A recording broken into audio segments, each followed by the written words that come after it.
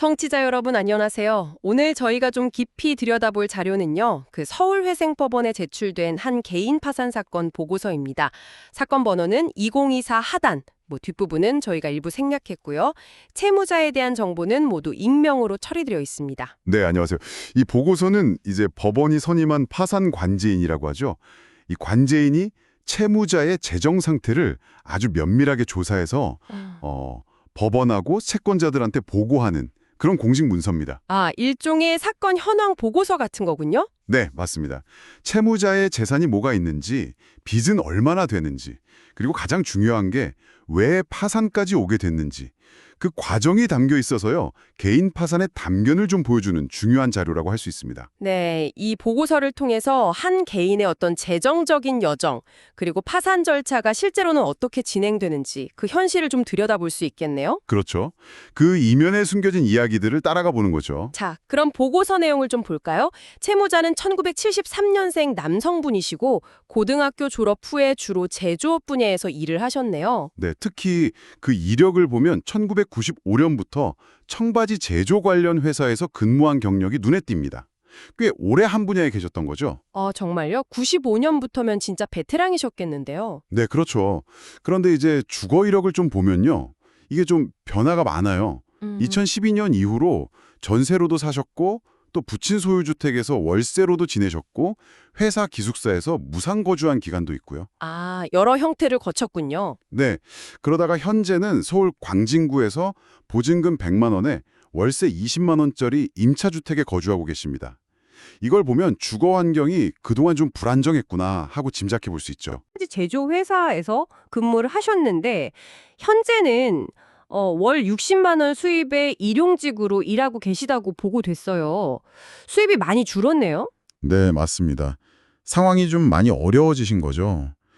가족 관계를 보면 70대의 노모가 계시고 성인 자녀 2명, 딸이랑 아들이 있는데 부양하거나 같이 사는 상황은 아니라고 하고요.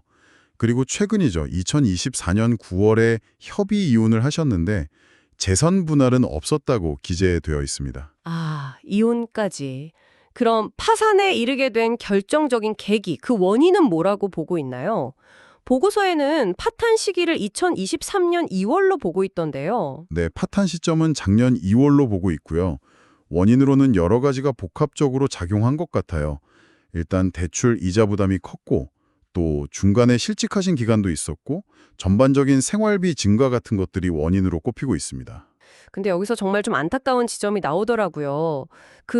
2010년경에요. 직접 청바지 관련 사업을 창업하셨다는 내용이 있어요. 네, 맞아요.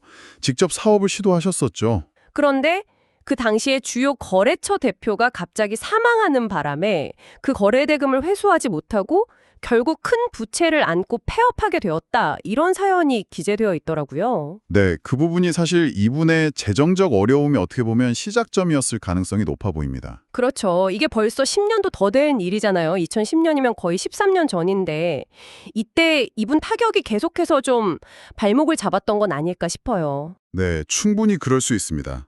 보고서 내용을 종합해보면 그 사업 실패 이후에도 계속 여러 곳에서 일하면서 어떻게든 빚을 갚으려고 노력을 하신 것 같아요.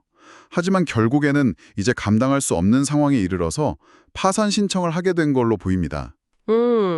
현재 총 채무액은 얼마나 되나요? 현재 총 채무액은 약 6,124만 원 정도로 보고되었습니다. 채권자는 한 곳의 자산관리 대부회사, 그리고 이제 그 채권을 양수한 관련 회사들인 것 같고요. 채권자가 한 곳이군요. 빚은 언제쯤 발생한 건가요? 발생 시기는 주로 2021년 12월경으로 되어 있고요. 주된 사용처는 생활비하고 또 기존에 있던 채무를 변제하는 데 사용되었다고 진술했습니다. 이른바 돌려막기였던 거죠. 6천만 원이 넘는 빚.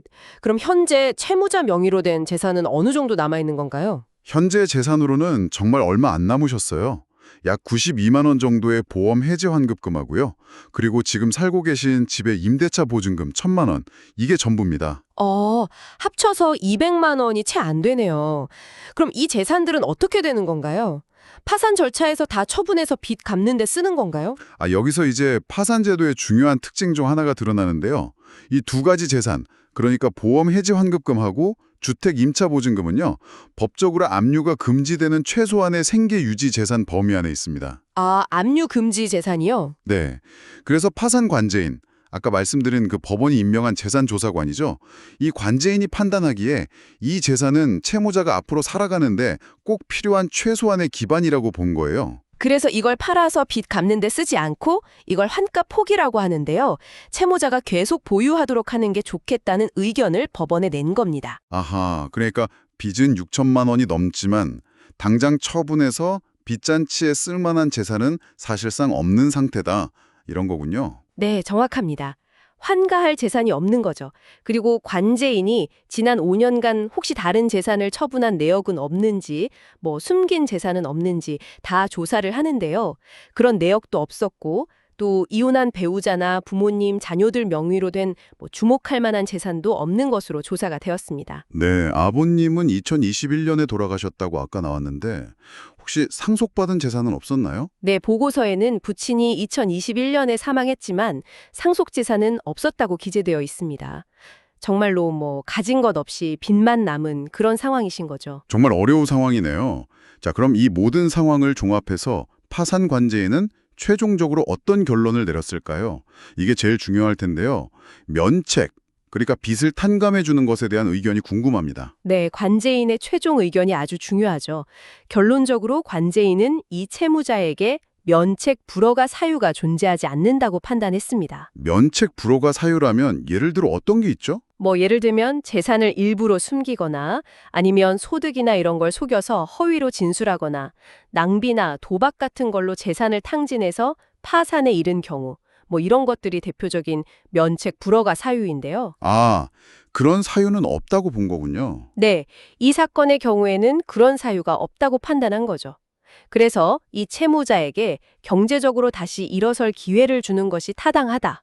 따라서 면책을 허가하는 것이 좋겠다라는 의견을 법원에 제출했습니다. 그럼 채권자, 그러니까 돈 빌려준 그 대부 회사 쪽에서는 이의 제기를 하거나 하진 않았나요? 보고서상으로는 채권자의 이의 신청도 없었다고 합니다. 아, 그렇군요. 네, 그래서 관제는 이제 더 이상 절차를 진행할 실익이 없다고 보고 파산 절차는 이쯤에서 종결, 이걸 폐지라고 하는데요.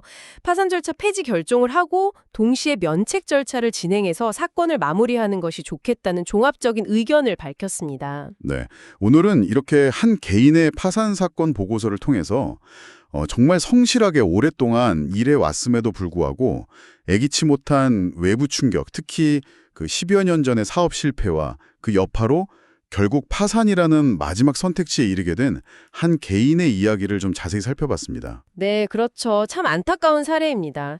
오랜 기간 한 분야에서 일했는데 정말 예상치 못한 그 거래처 대표의 사망이라는 외부 요인이 파산의 단초가 되었다는 점이 참 그래요. 개인의 힘만으로는 좀 벗어나기 힘든 그런 상황이었음을 보여주는 것 같기도 하고요. 맞습니다.